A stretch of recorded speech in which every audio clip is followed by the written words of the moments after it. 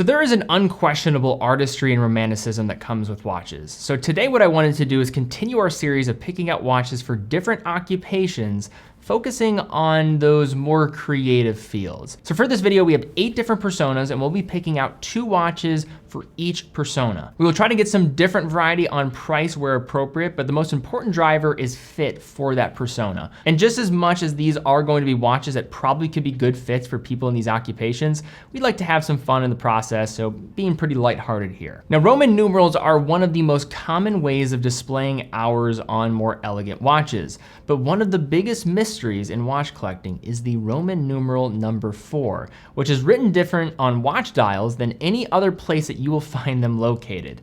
In one of our latest articles, we dive into the details and history of the mysterious number 4, Roman numeral 4, and why watch designers have decided writing out Roman numeral differently on dials makes the most sense.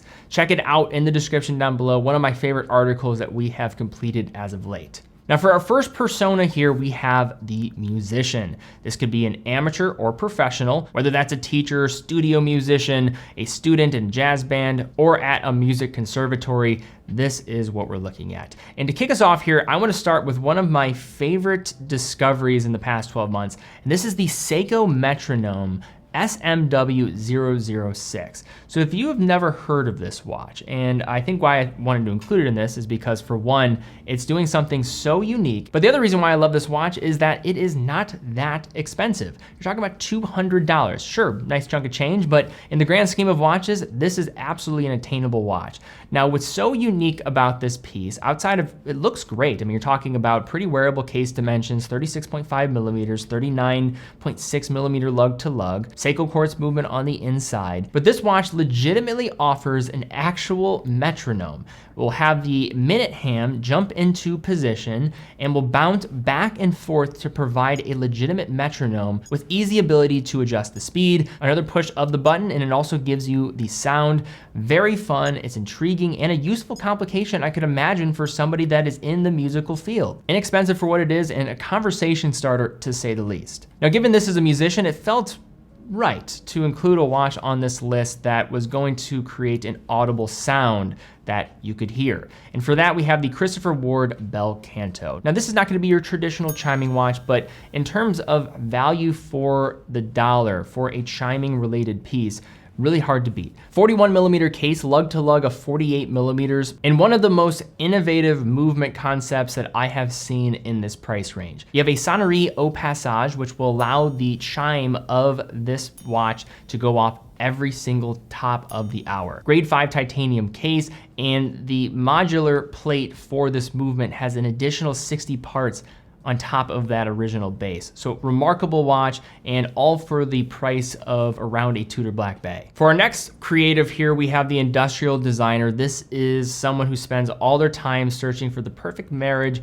of form and function, wearing their clear framed oversized glasses in the process. And to begin here, we have to look at a industrial design brand that also makes some watches, and that is Braun. Specifically here, we have the BN0032, $140 for the watch, and remains true to form in terms of what Braun is known for. They are an industrial design company outside of Germany, now mostly known for their products in the area of shaving and razors, but were known for many other additional industrial products during the mid-20th century. First made watches in 1977, and under the direction of Dieter Rams, he was the head of design for over 3 decades and was responsible for the brand's rapid rise and is an icon of industrial design. We now have Braun for what it is today. This is a watch that just kind of is no nonsense. I could see this being a nice point of alignment when you're talking about the roots of industrial design, making a connection here.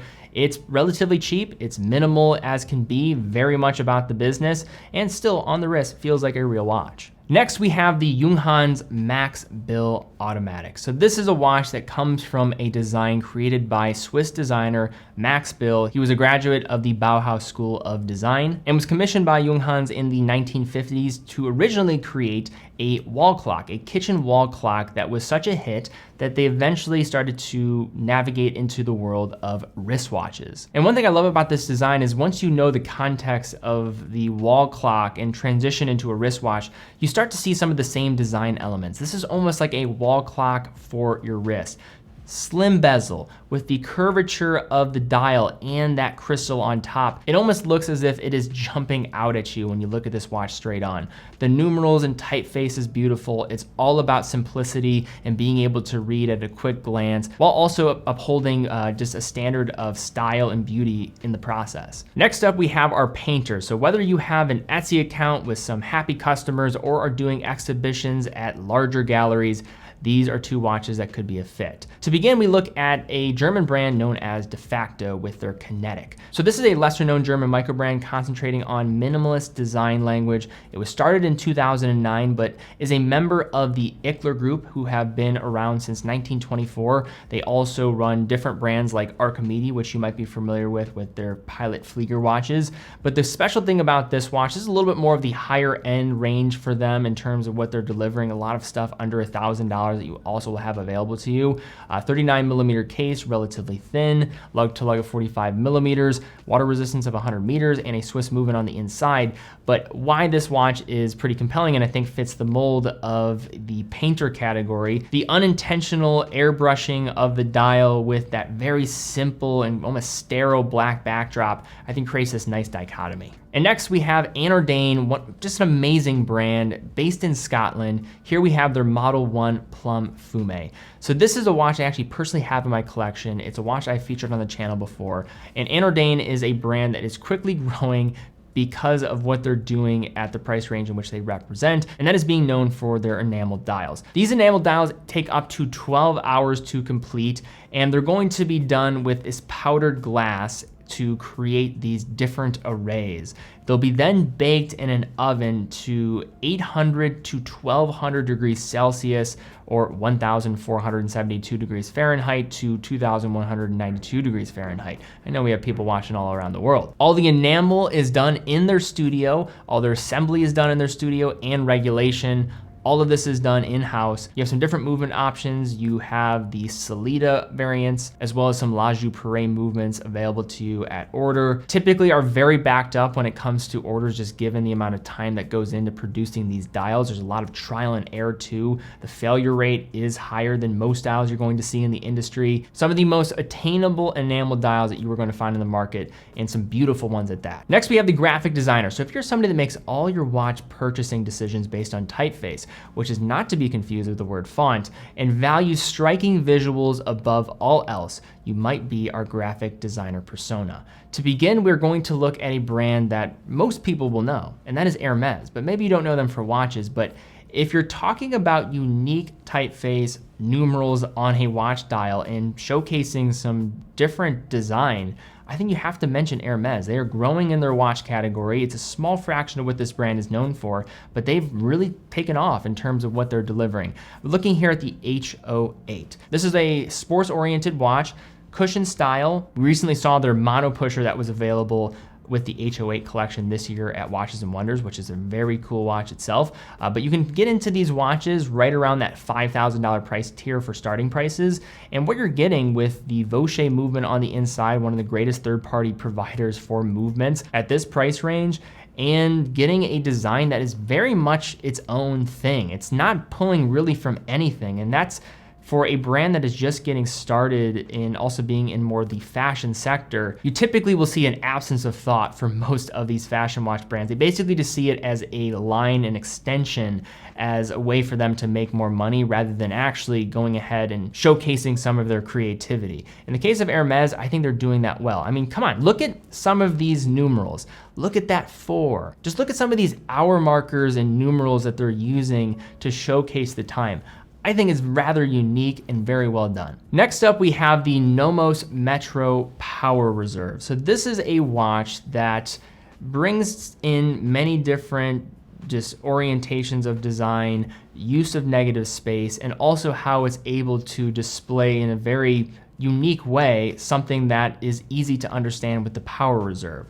So the watch itself, 37 millimeters with its diameter, wired lugs, so it does have a more interesting effect. Still wears pretty well on wrist. I think the wired lugs kind of create a different dynamic and silhouette compared to the traditional Nomos. And inside you have a manual caliber, their DUW series of movements with the 4401. The most intriguing thing here is the pops of color and the display of that power reserve. As you rotate the crown, you will notice the activation of the power reserve that features 3 colored discs featuring gear teeth that will rotate around, with the top green disc featuring a cut aperture to show the red disc underneath when the reserve is running low on charge. And then when it's fully wound, the red will gradually disappear from the exposed section of that top green disc. It's fun to look at, it's very interesting, and probably one of the coolest Nomos models that has just a lot of character. So next up we have the YouTuber, and some of you might be arguing this isn't a creative field, get out of here with that. But we're gonna continue. This is an individual who took their passion for watch collecting and decided to make videos about it. In the early days, they will justify any watch purchase as long as you can get some views from reviewing it and using it as a built-in excuse as it's a business expense. So say you're just starting out on your channel and you want to review your first model, what's a great watch to do? Let's talk about the Orient Bambino 38mm. So this watch comes in delivering on a long requested idea from the Bambino collection, and that is the smaller case. At 38mm, it wears incredibly well on wrist for those with a medium to smaller wrist. 44mm with that lug-to-lug helps. Movement on the inside is a manufacturer caliber with the F6724. Mineral crystal, new member of the family since last year. A value-packed and fan favorite in the world of the online YouTube community and watch enthusiasts all across the internet. Makes sense. And for that other watch here, and I struggled to say what's the higher end watch that most people on YouTube have talked about quite a bit. And I was thinking Rolex, but there was a lot of Rolex models that you can include there.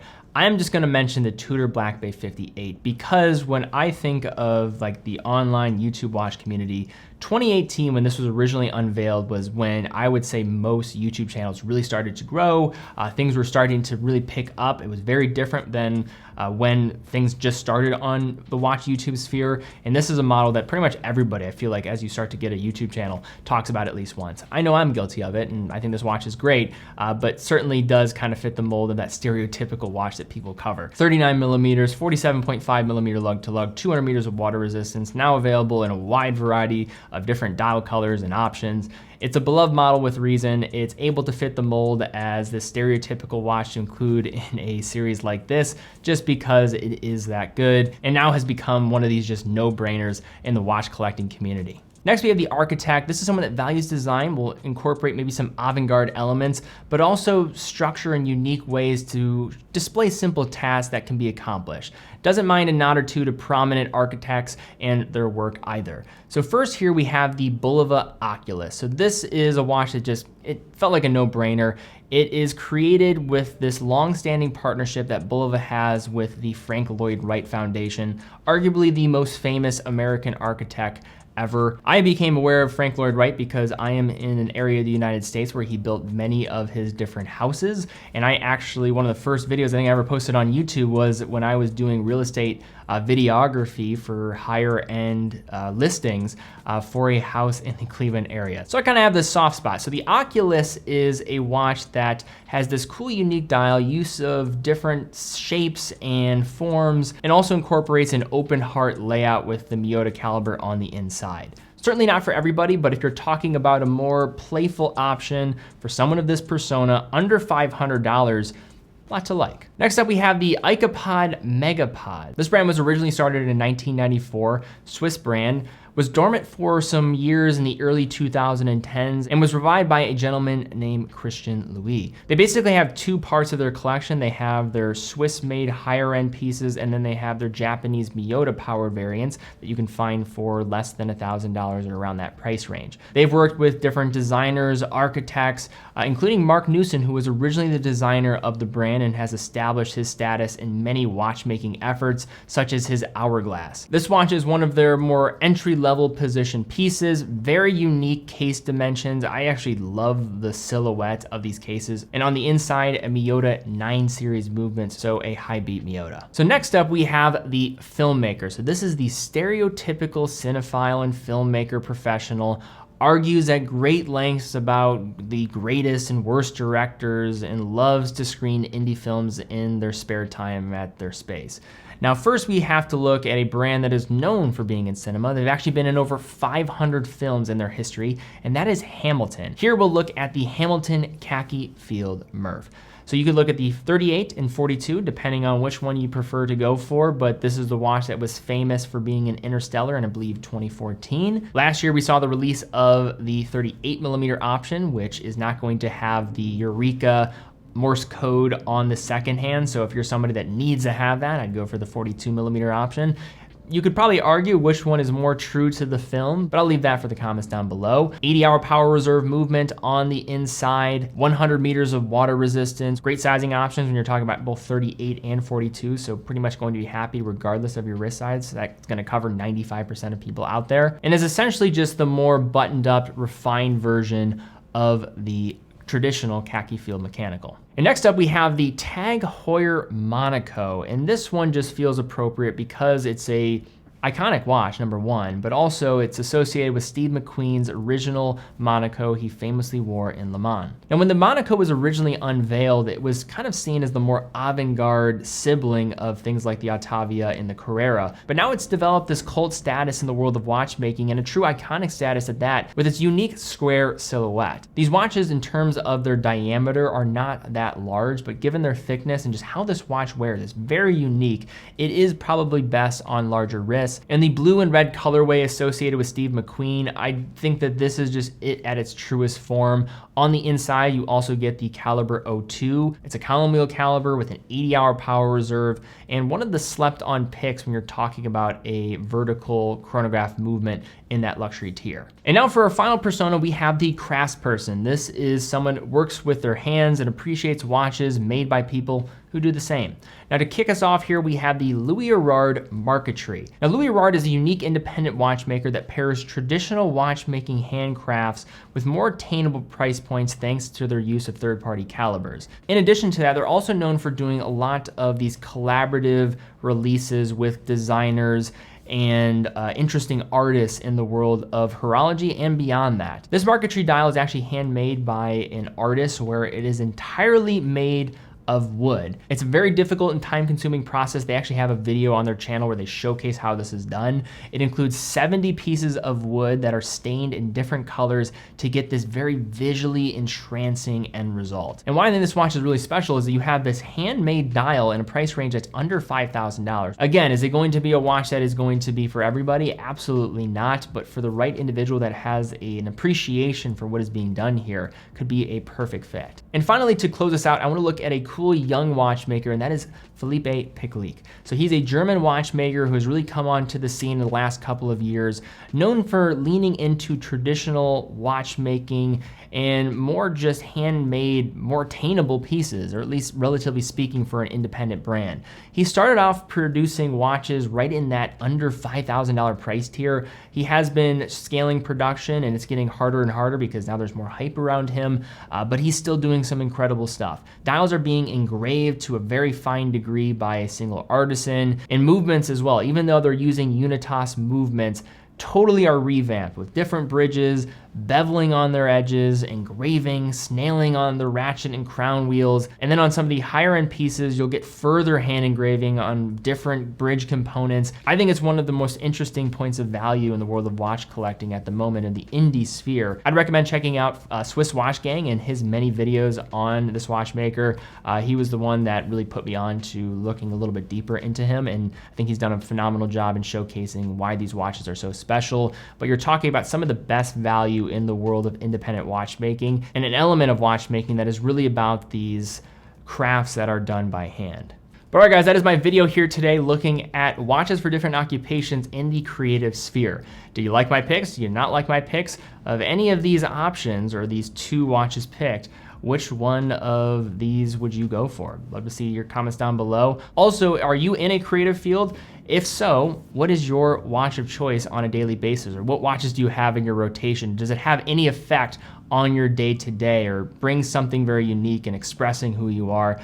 Leave some comments down below. I think that'll be interesting too. Definitely check out TeddyBaldassarre.com, full authorized dealer of 30 brands, quick and fast fulfillment, dedicated customer support, and a full factory warranty for all the products that we offer. And also how we're able to fund all of our productions and producing content is through selling watches on our site. So if you are in the market for a watch, we'd love to have your business. It helps us continue to do what we do here, and we love what we do. But guys, thank you again so much for watching. Be well, and I will see you all very soon.